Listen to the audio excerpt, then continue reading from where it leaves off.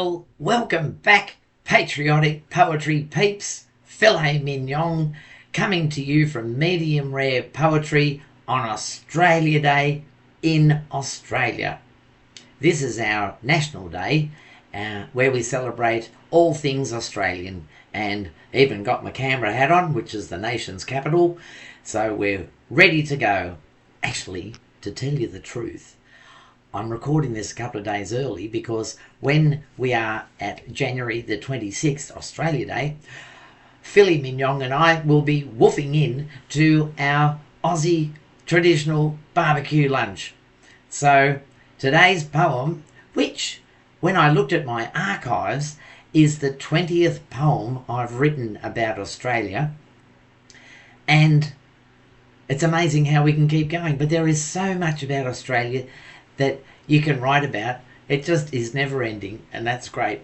So anyway, today we celebrate one of our nation's wonderful meals, and I present to you Australia Day 2026. Australia Day 2026 by Filet Mignon. Behold the humble sausage, it's the butcher's saving grace. For where would all the offcuts go? A wanton, wicked waste. The master who invented this should win the Nobel Prize for service to upcycling with his offal in disguise. All that fat and gristle would be destined for the bin, until he grabbed a mincer and then found the ideal skin. An unused pig's intestine fitted to the grinder's spout, then pumped with shredded end bits for a gastronomic sprout. It may not seem appealing in this fundamental state, but add some salt and sawdust and you're on the way, old mate. Of course, you wouldn't want to taste this delicacy raw. The pasty mess would not digest and stick within your craw. But place it on the barbecue and roll the thing around until it's brown and juicy, and voila, it slides right down. Prior to this masterpiece, all butchers were held hostage, deriving no clear profit up until they built a sausage. And hasn't this soft tube of goo evolved in every way? A gourmet cornucopia, a wonder on display. In modern times, the sausage earns a spot in pride of place by using nice ingredients to shove inside your face. There's beef and pork and chicken packed with spices that are quirky. To celebrate Thanksgiving, someone even sausaged turkey. But we live in Australia and embrace this foodie culture, whereby we'll take most anything and put it through the mulcher. Our fauna of the native kind can sometimes overrun. They'll eat you out of house and home through rain and summer sun. So culling is the proper term when hunters run amok and clear out all our feral friends from kangaroos to ducks. They're carted to the sausage farms to undergo repurpose, where butchers get creative with this wild intrinsic surplus. Cunning skills are needed to get dingoes in your bag.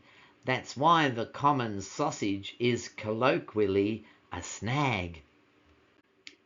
The best use of this mystery sock with elements unknown is drench it in tomato sauce to add that bloodbath tone.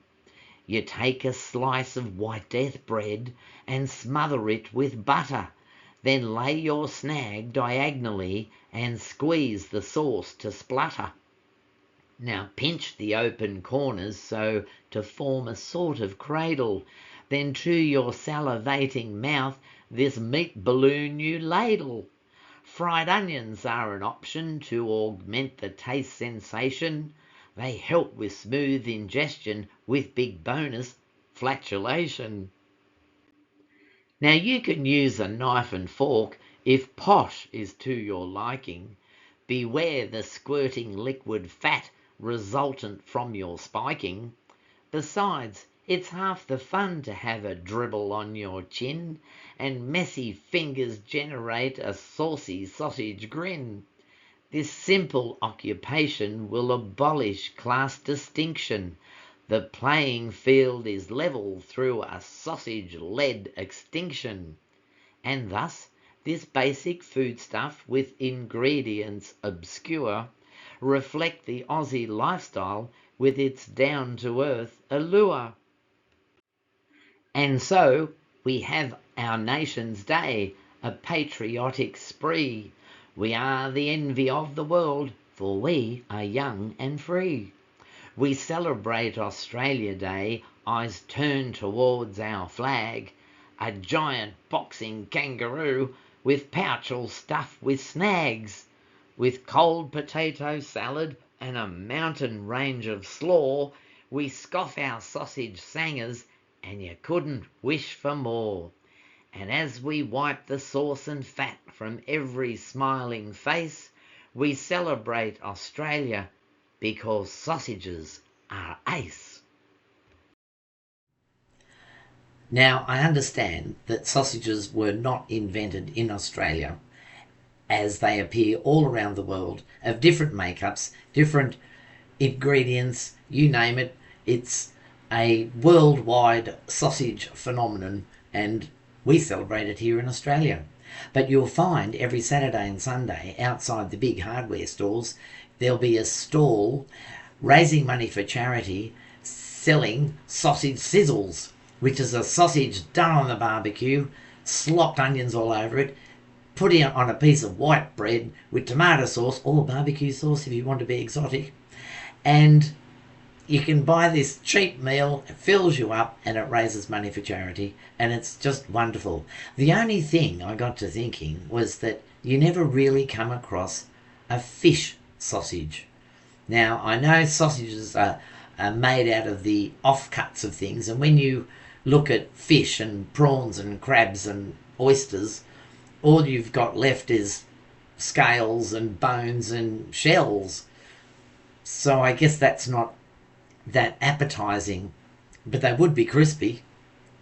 And then again, I suppose when you look at the eel, that is a sausage already pre-packaged, and our indigenous people have been eating barbecued eels for thousands of years. Anyway, let's hear it for the sausage. Oh, I hope you like the poem. Please like, share and subscribe and celebrate the day with us.